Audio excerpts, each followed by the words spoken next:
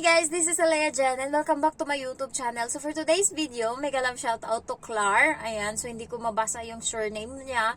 Ang tanong niya is, paano daw ba kapag nag-negative or nakitaan ng ano, yung alam mo yung hindi pumasa sa x-ray dito na sa Hong Kong pagdating and nag-medical and hindi pumasa sa x-ray. So ano daw ba yung gagawin and makahanap pa ba ng employer and yung pamasahe daw ba pa uwi or ano ba daw yung mangyayari. So ang mangyayari guys is pauuwiin ka ngayon nila doon sa Pilipinas kasi kapag hindi ka fit to work, hindi ka nila kukunin and pamasahe is sagot nila and then travel allowance halimbawa 100 hanggang sa makarating ka ngayon ng Pilipinas, pero aside from that wala silang ibibigay sa iyo na sahod or ano. Kaya make sure na dapat fit to work kayo bago kayo pumunta dito kasi pagdating dito and hindi kayo fit to work is pababalikin kayo ng Pilipinas and sayang yung pagod, puyat, lahat-lahat, pera para makarating dito and pagdating is ganun yung mangyayari hindi ka pumasa. So makakakuha ka pa ng employer as long as siguro mamamarkahan na yung ano mo niyan, yung visa mo, yung ano mo, yung passport mo kasi nakapunta ka na dito and binigyan ka ng visa and ngayon ang nangyari umuwi ka, siguro malalagyan na yung passport mo ng meron ka ng record dito sa immigration ng Hong Kong, pero as long as mapatunayan mo na fit to work ka na, okay na yung x-ray mo or okay na yung baga mo, okay na siya, siguro baka makakapasok ka uli dito sa Hong Kong. Kailangan lang talaga i-make sure and legit dapat yung medical na pagpupuntahan mo para in case is wala ng problema sa x-ray mo. So isa sa main reason kung bakit hindi pumapasa sa x-ray is yung galing ng Pinas fit to work, pero dahil sa bigat and bit-bit, ayan, na mula sa airport papunta sa medical dito sa Hong Kong, doon nagkakaroon ng problema and doon minsan nagkakaroon ng na hindi pumasa sa x-ray. So hindi ko lang alam kung naniniwala kayo or hindi, pero ako ito yung ginawa ko para hindi ako magkaano sa x-ray. So, hindi ko lang alam kung susundin nyo or ano, pero at least sinabi ko na sa inyo. Ang ginawa ko noon kasi yung bag ko is nasa 15 kilo. Backpack pa lang yan. And may maleta din ako na 20 kilo. So, ganun karami. And pinagtatawanan ako ng mga kasama ko sa flight kasi alam mo yon, ang dami kong bit-bit. Kahit yung amo ko pagdating parang na-stress siya. Kasi nga, maano sila dito, maarte sila, ayaw nila ng maraming hanas-hanas, alam mo yun, yung galing labas, iniisip nila madumi yan, kaya iniisip niya pag uwi, ang dami kong lilinisin. So, kinausap niya yung agency ko and tinanong niya, ganyan kadami yung dala niya, yun yung narinig ko. So, pinag-uusapan nila yung bag and tinuro ngayon ng agency ko ng na yan nga yung dala ko, marami. Aside from my backpack ako, meron din akong maliit na bag na nandun lahat ng mga personal chuchu ko. So, tatlo lahat yung bag na dala ko and ang bigat-bigat talaga. Parang sa daan pa lang habang naglalakad kami, mahihimatay na ako. Yung parang ang nasa isip ko, Lord, paabutin mo lang ako sa bahay. Ganon yung iniisip ko. Baka kasi nandidilim na yung paningin ko sa bigat ng bit-bit ko and may sumundo sa amin or sa akin doon sa airport. Hindi sa airport, dito lang sa may central station. Ang utos sa akin kasi, pagdating ko dito sa Hong Kong and then natapos ko na yung pila sa immigration, tapos na, and paglabas ko na ngayon ng airport is sumakay daw ako ng tren. And pagsakay ko daw ng tren, bumaba daw ako ng Hong Kong station and then doon na daw ako pipick upin ngayon ng tauhan ng agency. So, no need na daw ako bumili ng ganon, bumili ng ganyan. Basta pumasok lang daw ako sa station ng ng airport and then sakay ng tren and then pagdating na doon daw sa Hong Kong, nandun yung bayad ko. So, pagdating ko doon sa Hong Kong, and then na-meet ko na yung tauhan ng agency, binigyan ako ng papel na parang may QR code, and yun yung ginanon ko doon sa may machine ng pang top up doon para maka-exit ako. So, yung bag ko is grabe ang bigat talaga and nagtanong-tanong lang ako kung Hong Kong na ba to, kung ganun.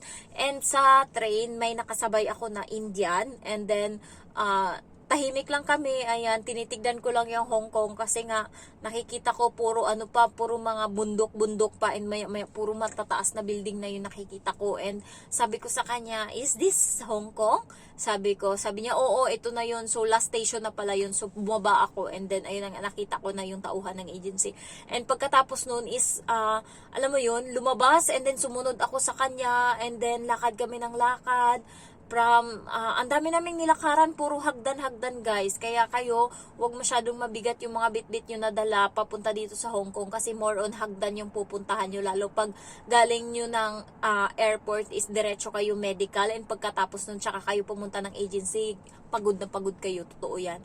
Kaya ang ginawa ko, ay, ang bigat talaga nung bag ko and then hindi pa ako sanay na gumamit ng maleta kasi hindi naman tayo parating nagbibit-bit ng maleta sa Pinas, 'di ba? And then grabe ang dami ng tao and nahihiya ka na nakakaabala ka ba? Kailangan mo talagang bilisan yung lakad mo kahit na pagod na yung dito ko. And yung nagsundo sa akin galing agency is walang pakialam, nagsi-cellphone lang siya lumalakad. And pag nakikita niya ako na hindi sumusunod sa kanya, hihinto siya, antayin niya ako ngayon. And pag nakita niya na ako na malapit na, lakad na naman siya uli. So ganun yung ginagawa niya. And ako, grabe talaga yung bigat. Nagpunta kami ng medical, ang dami naming pinagdaanan kasi summer yun, mainit. Naglakad kami, ang dami, alam mo yun, puro hagdan-hagdan and bubuhatin mo yung maleta, may mabigat ka pa na bag, may isa ka pang bag, tapos pagdating dun sa medical, buti ka mo hindi ako agad yung tinawag, so nakapagpahinga ako and then ginaganon, alam mo yung likod ko, ginaganon-ganon ko para matuyo yung pawis kasi kailangan guys hindi basa yung likod mo and especially hindi dapat ganon kabigat yung pinapasan mo na bag, kaya talagang ginanon-ganon ko muna yung yung kinalma-kalma ko muna yung likod ko bago ako sumalang and ginanon-ganon ko muna. Buti na lang kamo, meron kaming kasabay na mga Pilipino, 3 sila. And then meron din mga Indonesian. So parang pang-7 ako ata na sasalang sa medical. And ayun nga, pinahubad ako doon and then in-x-ray ako. So konting lang, pag sinabing huminga, ayan, may basher na naman ako dito. Basta ito yung ginawa ko para hindi ako para pumasa ako sa sa x-ray. Ayan, so sabi sa akin hingang malalim. Tinaas ko lang konti yung ko, hindi ganun na hingang-hinga. So ang ginawa ko lang is konting hinga and then ganun lang, kalma lang, konti lang, hindi yung talagang hinigop mo na talagang hingang malalim yung gagawin mo para hindi masyadong makita yung mga kung scar dyan sa likod or sa baga mo. So ganun yung gagawin nyo guys and then tuyuin nyo muna yung pawis nyo sa likod. Alamin nyo kung winter or summer yung yung flight nyo dito para alam nyo kung ano dapat yung suotin mo. Kasi kapag winter dito is malamig talaga. Doble-doble kami ng suot. And kapag summer, sobrang init talaga. Mas mainit pa sa Pinas.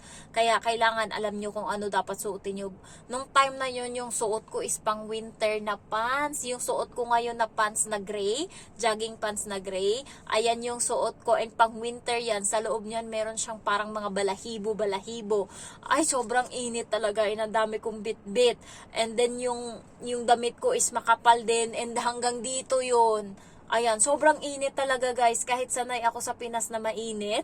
Pero, nung pagdating dito, and then ang dami kong bit-bit, grabe talaga yung init. And sinasabi ko na lang sa sarili ko, Lord, paabutin mo lang ako hanggang sa bahay ng amo ko. Sabi ko gano'n, baka mahimatay kasi ako, nahihilo ako, and nandidilim na talaga yung paningin ko. Kasi, 7:00 ng umaga, nag-flight kami, and then, buti na lang kamo, yung amo ko is, nung nasa eroplano ako, binilhan niya ako ng pagkain doon. So, yung ticket ko is may kasama na siyang pagkain. Kaya, nung natutulog ako sa eroplano, ginising ako ngayon ng stewardess doon, and inabutan ako ng pagkain. So, parang nakakatuwa kasi yung iba kong kasamahan wala silang pagkain na ganun. So, nakakain ako, and then, ang tawag nun is gutom pa din guys pagdating dito sa dami ng ginawa mo. Natapos kami 2:00 na ng hapon, kaya grabe na talaga yung pagod ko. Tsaka ako hinatid nung tauhan ng agency doon sa agency ko, and doon ako susunduin ngayon ng amo ko. So pagdating ko doon sa agency, buti na lang kamo, umorder din sila ng kanin na may manok na parang chicken inasal.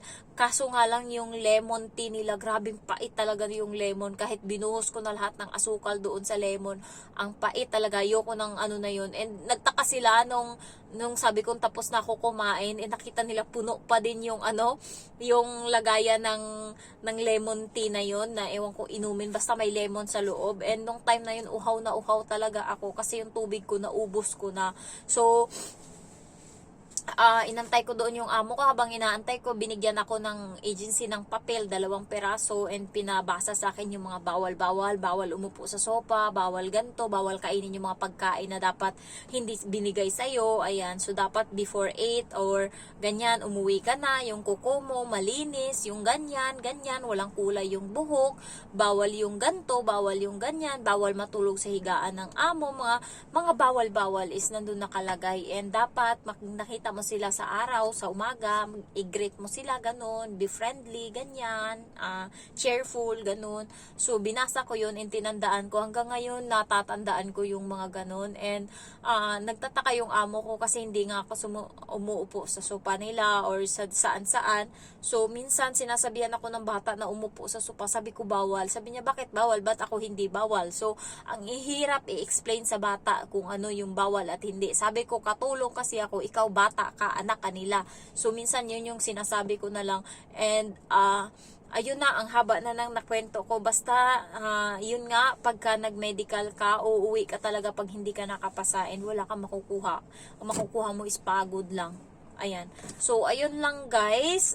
Kaya siguro sana may tip kayo or ano dyan para sa idea na to. And, naputol yung video ko and hindi ko na ma-edit yung video ko about sa day off ko.